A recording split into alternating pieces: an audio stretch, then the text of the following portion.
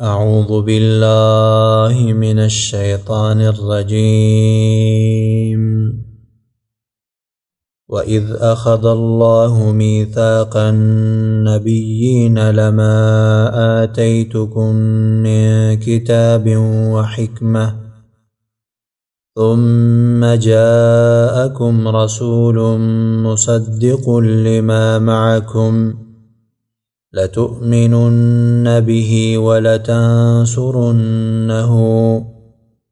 قال أأقررتم وأخذتم على ذلكم إصري قالوا أقررنا قال فاشهدوا وأنا معكم من الشاهدين. سورة آل عمران یوتیایم نمبر آیات تے. مخکې آیاتونو نه بعضې خباثتونه د اهل کتابو یهودو و نصاراو بیانېدل او د بعضې شبهاتو جوابونه د هغوی کېدل.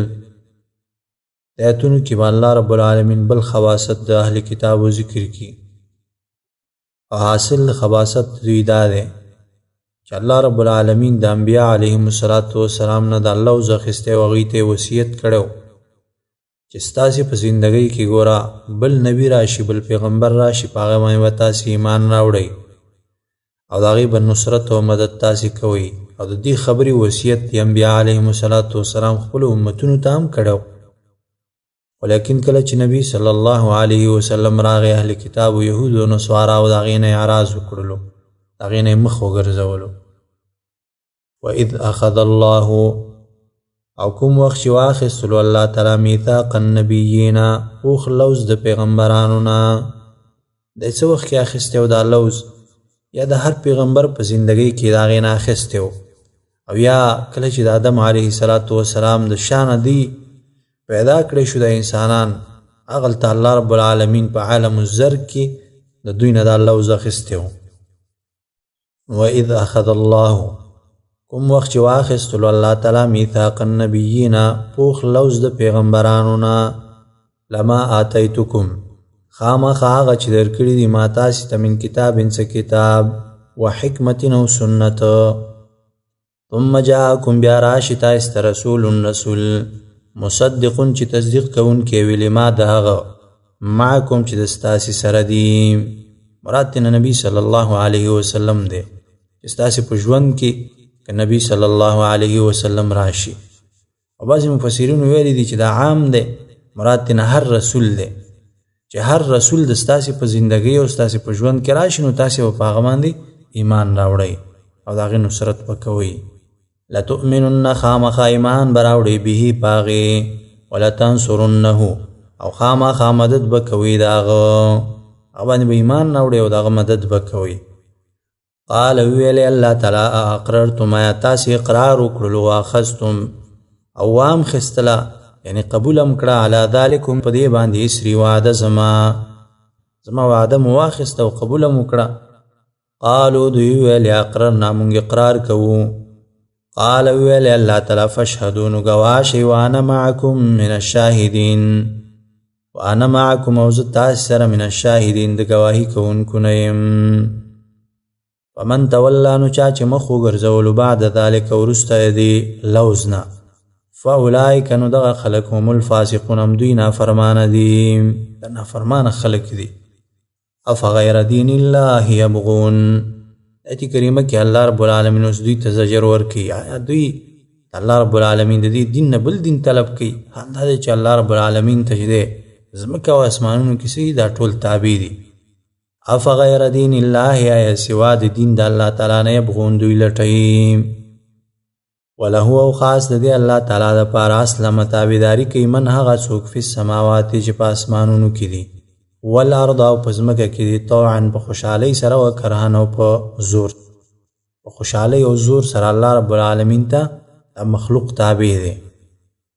بعضی مفسرین ویلي دي چې طوعا نه مراد اسمانون والا دي اسمانون والا په خپله خوشحالۍ او په خپله خوښه باندې تابعداري کوونکي دي او کرهن کې ځمکې والا داخل دي چې بعضې په خپله خوشحالۍ او بعضې بیا په زور سره د قتل او د قید او د دې څیزونو د ویرې نه چې د تابعداري کوي.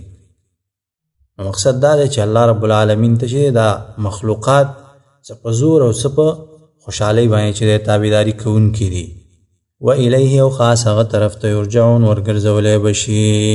ټول انسانان مخلوقات د الله رب العالمین طرف ته ورګرځولی شي. قل آمنا بالله وما انزل علینا. یاد کې اوس الله رب العالمین دعوت ایمان طرف ته ورکوي. مخکې زجر او زورونه ورکړی شوه د ایمان نه په اوښتلو سره، بل دین طلب کولو سره. نو اوس ایمان طرف ته دعوت ورکوي. قل ورته ووایه آمنا مونږ ایمان راوړی بالله په الله باندې، وما او په هغه کتاب انزله چې نازل کړی شوی دی علینا په مونږ باندې، وما او په هغه وحی باندې انزله چې نازل کړی شوی دی علی ابراهیم په ابراهیم علیه السلام، و اسماعیل او اسماعیل علیه السلام، و اسحاق او اسحاق علیه السلام، و یعقوب او یعقوب علیه السلام، والاسباط او په اولاد د یعقوب علیه السلام، وما اوتیا او په هغه کتابونو باندې اوتیه چې ورکړی شوي دي موسی علیه السلام ته، و عیسی او عیسی علیه السلام ته، والنبیون او نورو پیغمبرانو ته من ربهم د طرفه د رب د دوی نه، لا نفرق جدایي نه کوو مونږ په ایمان راوړلو کې بین احد په مابین د هیڅ یو تن کې منهم د دوی نه. په دې پیغمبرانو باندې ایمان راوړلو کې مونږ د دوی ترمنځ فرق نه کوو. ونحن ومونږ له خاص دی الله لره مسلمون تابعدار یو.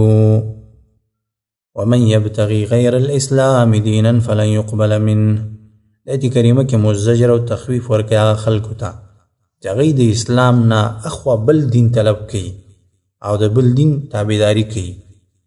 ومن یبتغي او څوک چې لټوي غیر الاسلام غیر د اسلام نه دینن بل دین، د بل دین تابعداري کوي او د هغه قانون عملي کوي، فلن يقبل نو هیڅ چیرې به قبول نشي منه د هغه نه، وهو واغه به فی الاخرة په آخرت کې من الخاسرین د تاوانیانو نه وي.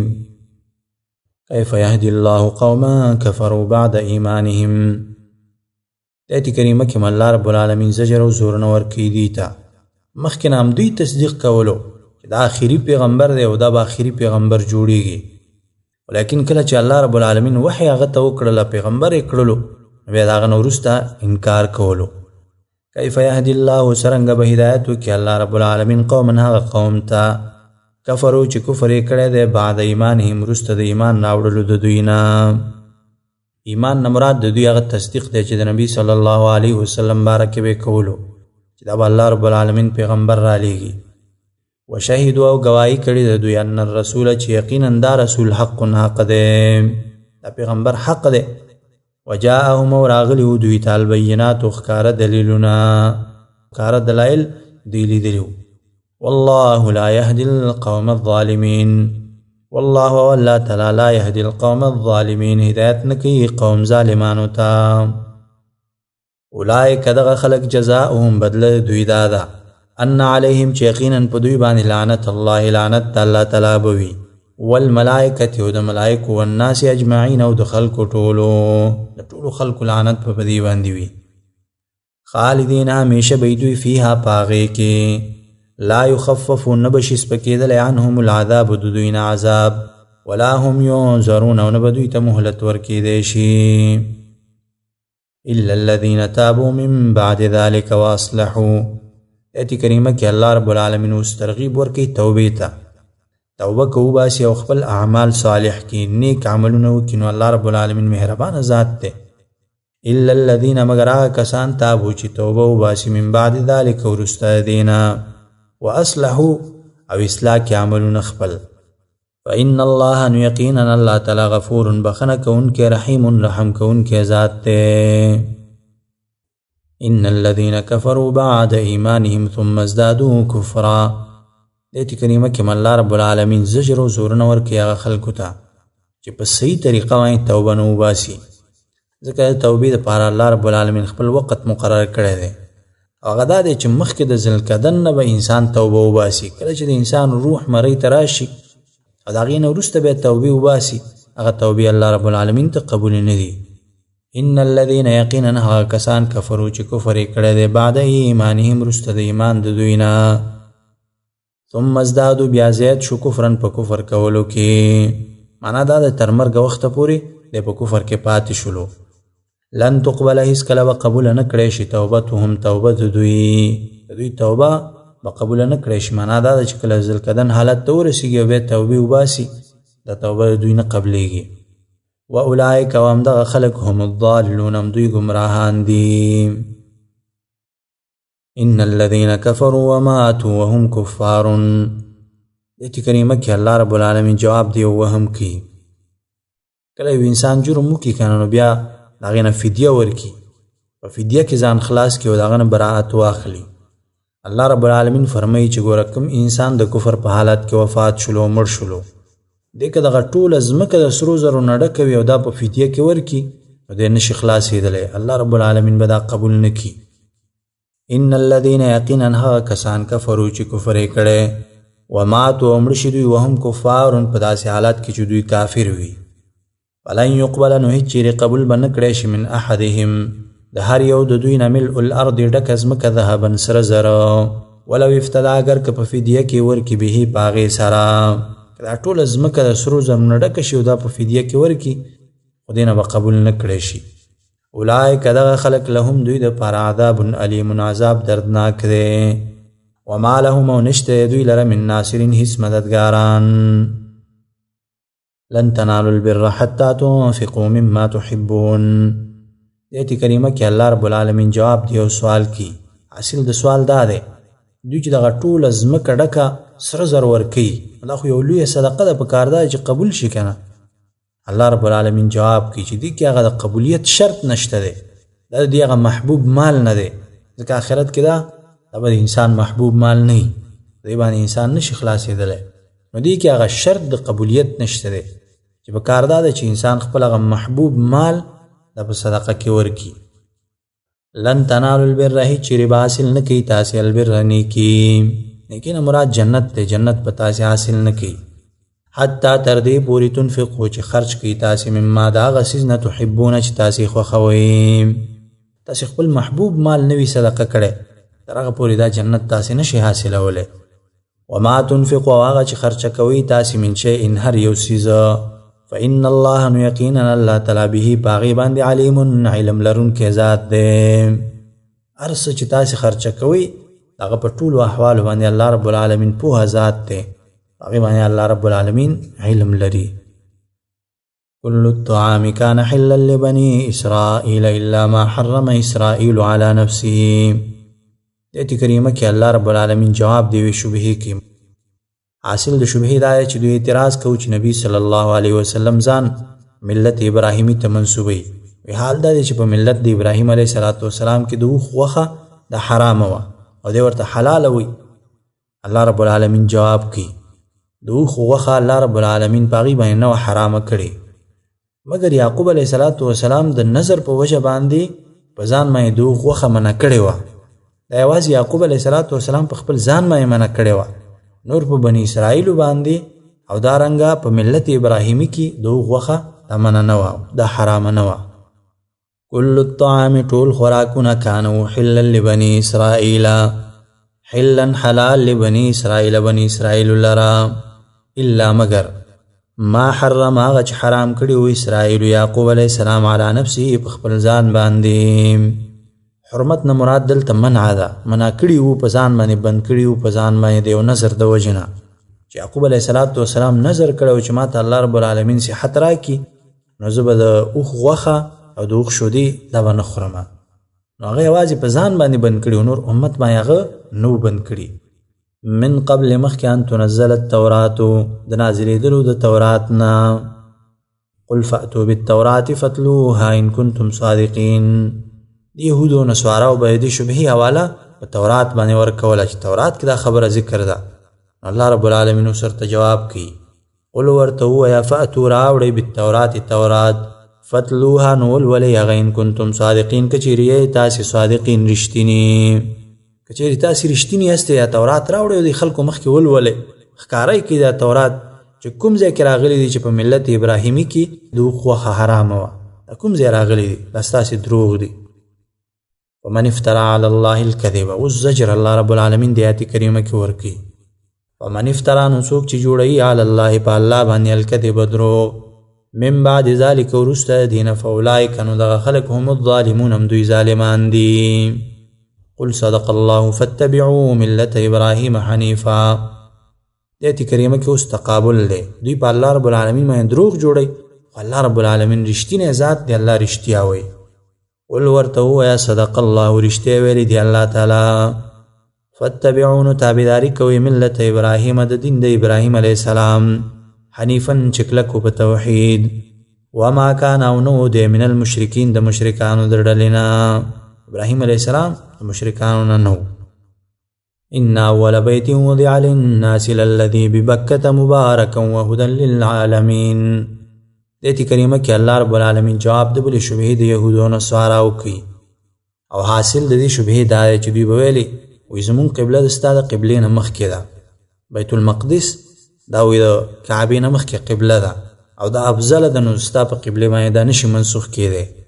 نو الله رب العالمین په دوی باندې رد کوي چې اول بیت الله جوړ شوی دی، اول کور چې جوړ شوی دی نو هغه بیت الله دی، او دارنګه مختلف فضیلتونه به د بیت الله ذکر کی. ان اول بیت یقینا اول کور وضع چې جوړ کړی شوی دی للناس دپاره د خلکو، للذي خامخا هغه کور دی ببکته چې مکه کې دی.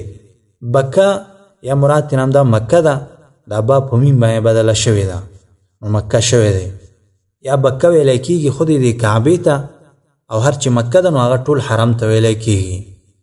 مبارکن برکت والا دی، وهدن او هدایت دی للعالمین دپاره د خلکو.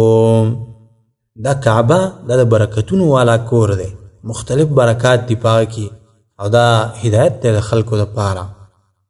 فیه آیات بینات، دی کې اوس نور فضایل الله رب العالمین د بیت الله ذکر کی.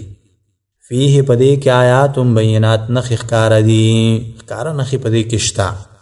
مقام ابراهیم، د هغې نه اوس بعضې نښې ذکر کی. مقام ابراهیم ځای د ودرېدو د ابراهیم علیه السلام دی. مقام ابراهیم چې ورته وایي کومه تیږه او په هغې کې نقش د ابراهیم علیه السلام د خپو جوړ شوی دی، د یوه لویه نښه ده که نه. بل اوچت مقام یې دا دی ومن دخله، او څوک چې داخل شو هغې ته کان وي به آمنا امن والا، څوک چې هغه ته داخل شو نو هغه به امن کې وي، هلته په هغه باندې قصاص نشي جاري کېدلی، هلته هغه باندې حدود نشي جاري کېدلی، هلته هغه ته کوم ضرر نشي ورکولی کېدلی. ولله علی الناس حج البیت من استطاع الیه سبیلا. دې جمله کې بل اهمیت د بیت الله او ذکر کی. ولله یو خاص د الله د پاره علی الناس په خلکو باندې فرض دی، حج البیت حج کول د بیت الله، بیت الله حج کول په خلکو باندې فرض دی. په چا باندې؟ من استطاع، په هغه چا باندې چې طاقت لري، الیه هغې ته سبیلا د لارې، توخه ورسره وي چې هلته ورسېږي بېرته راورسېږي، د اولادونو توخه وشي، نو دغه خلکو باندې حج د بیت الله دا فرض دی. ومن کفر، او چا چې کفر وکړو، فإن الله، نو یقینا الله تعالی غنی بې حاجت دی عن العالمین د مخلوقاتنا. الله رب العالمین غنی ذات دی. دلته یا د کفر نه مراد انکار کول دی د حج د فرضیت نه، دا ښکاره کفر دی، او یا عام کفر دی چا چې کفر وکړو نو الله رب العالمین د مخلوقات ته کوم ضرورت نه لري. الله رب العالمین غنی ذات دی، بې حاجت ذات دی. قل یا اهل الكتاب لم تکفرون بآیات الله. د آیات نه وروسته اوس مختلف زجرونه ورکوي په بعضې اعمالو باندې یهودو او نصاراو ته. قل ورته ووایه یا اهل الكتاب، ای کتاب والاو، ای اهل کتابو یهودو او نصاراو، لم تکفرون، ولې کفر کوئ تاسې بآیات الله په آیاتونو د الله، والله شهید علی ما تعملون، والله الله تعالی شهید خبر دی علی ما په هغه څه باندې تعملون چې تاسې کوئ. قل یا اهل الكتاب، قل ورته ووایه یا اهل الكتاب، ای اهل کتابو، ای کتاب والاو، ای یهودو او نصاراو، لم تصدون، ولې اړوئ تاسې عن سبیل الله د لارې د الله نه، من هغه څوک آمنه چې ایمان یې راوړی، تبغونها لټوئ تاسې دغې لارې لره عوجا کږلېچ، مختلف شبهات او شکونه خلکو ته ور اچوئ. وانتم شهدا، او حال دا دی چې تاسې علم لرئ. وما الله، او نه دی الله تعالی بغافل نا خبر عما دا هغه نه تعملون چې تاسې کوئ. یا ایها الذین آمنوا، د آیت کریمه کې اوس الله رب العالمین ادب ورکوي مؤمنانو ته. مخکې خباستونه د یهودو او نصاراو ذکر شو، اوس الله رب العالمین مؤمنانو ته ادب ورکوي چې ګوره د دې خبثا او تابعداري چېرته ونه کوي.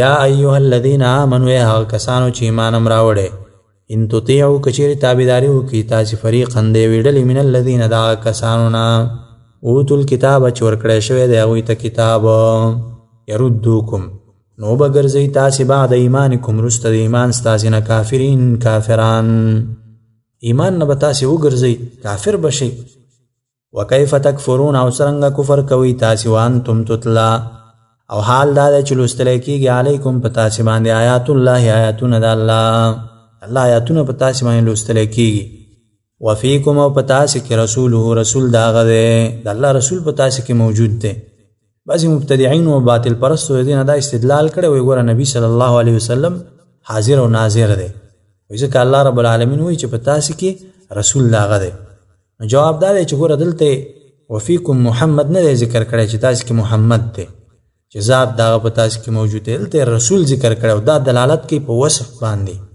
کله چې نبی صلی الله علیه وسلم ژوندی و نو د صحابه کرامو ترمنځ کله چې هغه وفات شولو نو د هغه سنت او د هغه حدیث په مونږ کې پاتې دي که چېرته نبی صلی الله علیه وسلم حاضر او ناظر وی ذات په لحاظ باندې موجود وی الله رب العالمین به ویلی وی چې وفیکم محمد په تاسې کې محمد صلی الله علیه وسلم موجود دی ومن یعتصم او چا چې منګولې ولګولې بالله الله پورې منګولې لګول د الله په دین باندې منګولې لګول مراد دی فقد هدی نو یقینا دی ورسولی شو یا هدایت وشو دته الی صراط مستقیم هغه لارې نیغې ته نیغې لارې او صراط المستقیم ته هغه ورسولی شو هغه ته هدایت وکړی شو اقول قولي هذا استغفر الله لي ولكم ولسائر المسلمين وسبحانك اللهم وبحمدك أشهد أن لا إله إلا أنت